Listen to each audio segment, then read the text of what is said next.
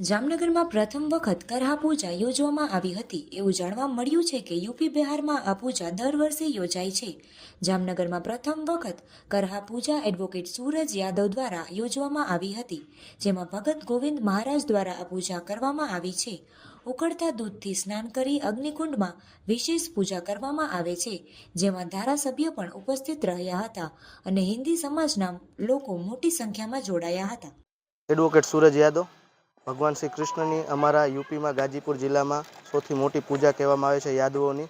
આ અમારે બધાય ખેતીમાં સારી ફસલ થાય, ગાયો પશુઓમાં કાંઈ રોગ ના આવે માટે રાજીખુશી અમારા યાદવ વંશજમાં પૂજા થાય છે। એના ઉપલક્ષમાં પૂજા કરાવવામાં આવી છે। દર વાર યુપીમાં તો અમે કરાવીએ જ છીએ, પણ આ વખતે મને એમ થયું કે જામનગરની જનતા પણ આ જોવે કે આ કેવી અદ્ભુત પૂજા છે। આ પૂજામાં જે આવ્યા છે એ ગોવિંદ ભગતજી ખોલતા દૂધથી નાહે અગ્નિમાં બેહીને એ હવન કરાવે છે। એની આ વિશેષતા છે અને અમારા યાદવોમાં આ પૂજાને બહુ મહત્વ છે।